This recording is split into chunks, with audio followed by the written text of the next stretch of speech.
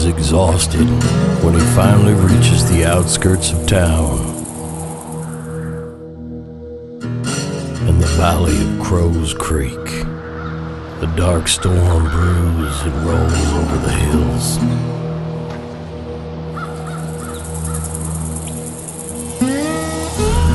It's been a long time since the heavens brought relief to the vast openness of this life-giving land.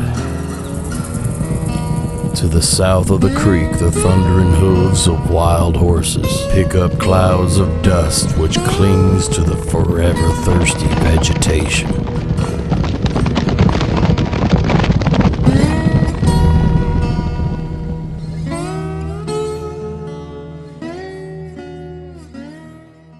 In town, everybody's about their own business.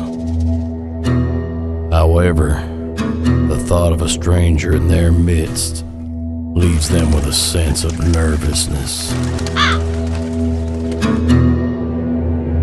Some folks don't know the newcomer at all.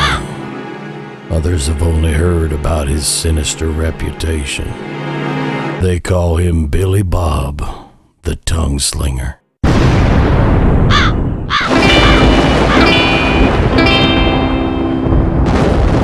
He's the friend of no one, and no one is his friend. Tired and cranky from a long journey and the unkindness of a blazing sun, Billy Bob takes cover in some low-growing vegetation just outside of town. He gets comfortable for the night ahead. From here, he has an eagle's view of the county, and everyone's movements can be detected and scrutinized.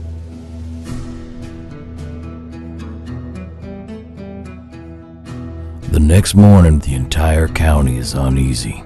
Word is out. The tongue slinger is heading this way.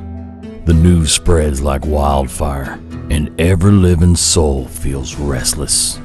A tense feeling hangs over the valley. Some folk have already left during the night to seek shelter elsewhere. No one is safe with the tongue slinger in town. Billy Bob has already closed the distance between his overnight hideout and town. After a restful night, he feels refreshed, and he strolls into town with the confidence of 3 horsemen. The main street at Crow's Creek is empty. An eerie silence greets the tongue slinger. It's so quiet he can hear the crunching sound of his own footfall from the ground. He scans his surroundings to detect a sign of movement, but there's nothing. It looks like an abandoned ghost town. Riddled with fear, the folks of Crow's Creek find shelter wherever they possibly can. Silently like hawks, they watch his every move. "It is true what they say about him," whispers someone.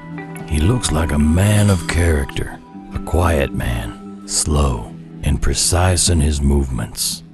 But everybody knows the tongue slinger also has a hostile side that will make even a horse take notice, and nobody wants to push him beyond that.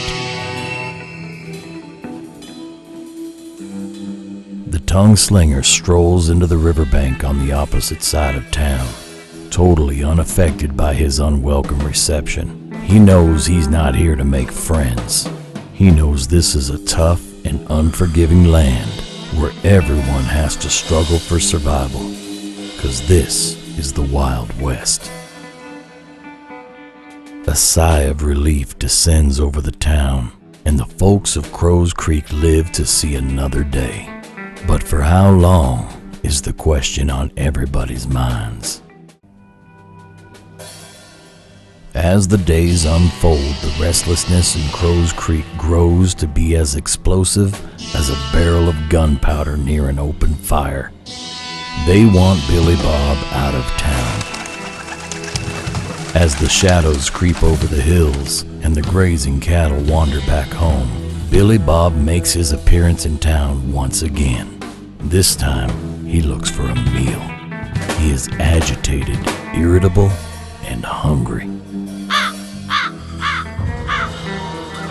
As he reaches town, the sheriff and his men lie in wait, not knowing they are about to make the biggest mistake of their lives. The tongue slinger is on a mission. He's famished and he ain't in no mood to exchange any thoughts. The tongue slinger stops in his tracks and glares motionlessly at the sheriff. Then suddenly, without any warning, all hell's fury boils over. With lightning speed, he unleashes his weapon with the rage of a wounded bull. And a deadly silence falls over Crow's Creek. The sheriff falls, suddenly and quietly.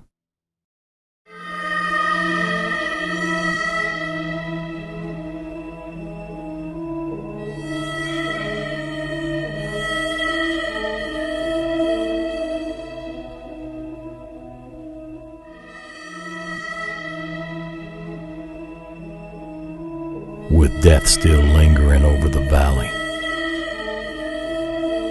they watch in stillness as the silhouette of the tongue slinger fades on the horizon.